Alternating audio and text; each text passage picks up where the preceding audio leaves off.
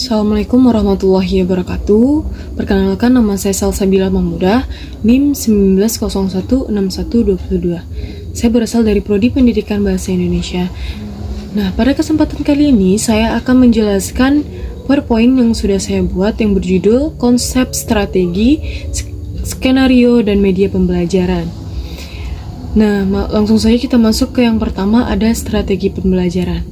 Menurut Hilda Taba, strategi pembelajaran adalah urutan atau pola perilaku guru untuk dapat mengakomodasi semua variabel pembelajaran secara sadar dan sistematis.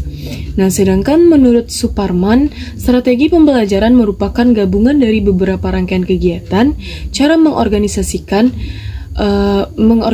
materi pelajaran siswa, bahan, peralatan, dan waktu yang digunakan untuk proses pembelajaran dalam mencapai tujuan kegiatan pembelajaran yang telah ditentukan. Dalam dunia pendidikan, strategi ini dapat diartikan sebagai suatu rancangan sekaligus metode dalam mencapai tujuannya. Strategi pembelajaran adalah suatu rencana yang di dalamnya terdapat rangkaian kegiatan yang dirancang secara khusus. Nah, yang kedua masuk konsep skenario pembelajaran. Skenario pembelajaran merupakan urutan atau rangkaian kegiatan proses pembelajaran yang disusun oleh seseorang guru agar suatu proses pembelajaran terjadi sesuai dengan tujuan yang ingin dicapai. Skenario pembelajaran akan menjadi acuan proses di dalam kelas agar berjalan sesuai dengan perencanaan pembelajaran. Nah, selanjutnya ada konsep media pembelajaran.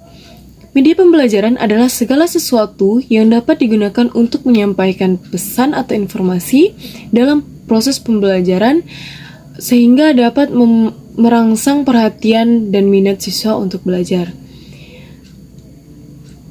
Nah, Gagnet dan Briggs pada tahun 1975 secara implisit mengatakan bahwa media pembelajaran meliputi alat yang secara fisik digunakan untuk menyampaikan isi materi pengajaran yang terdiri antara lain buku, tape recorder, kaset, video kamera, video recorder, film, slide atau gambar bingkai, foto, gambar, grafik, televisi, dan komputer. Nah, masuk ke poin B, ada strategi ekspositoris dan penemuan. Nah, menurut Roy Killen yang dikutip dalam buku Wina Sanjaya pada tahun 2006 halaman 177, strategi ekspositoris adalah strategi pembelajaran yang menekankan kepada proses penyampaian materi secara verbal dari seorang guru kepada sekelompok siswa dengan maksud agar siswa menguasai materi pelajaran secara optimal. Nah,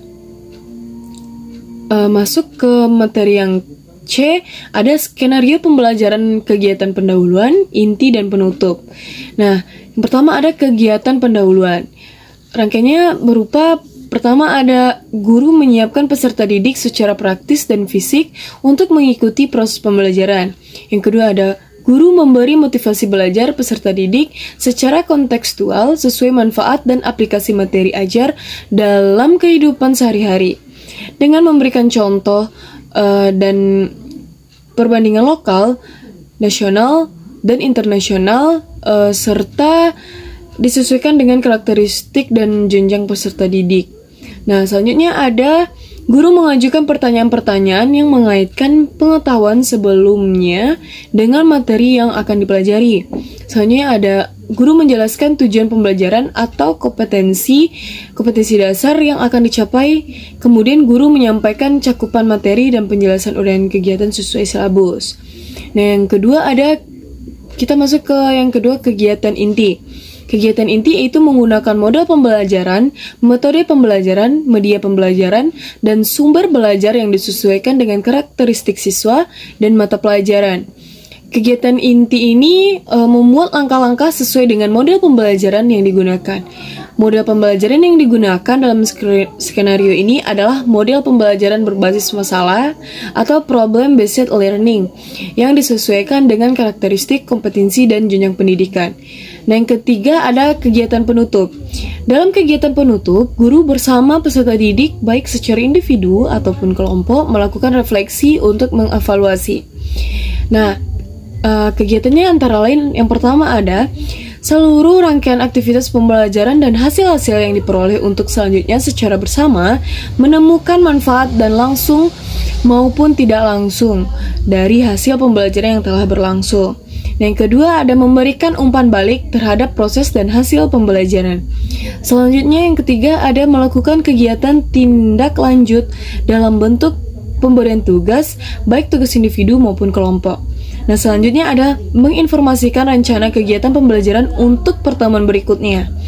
Nah yang keempat ada yang masuk ke materi yang keempat ada jenis media pembelajaran bahasa Indonesia. Yang pertama ada media audio, yang kedua ada media visual, yang ketiga ada media audio visual, yang keempat ada media serba aneka, yang kelima ada gambar fotografi, dan terakhir ada peta dan globe. Nah teman-teman semuanya, mungkin hanya itu yang dapat saya sampaikan. Apabila ada kesalahan saya mohon maaf. Assalamualaikum warahmatullahi wabarakatuh.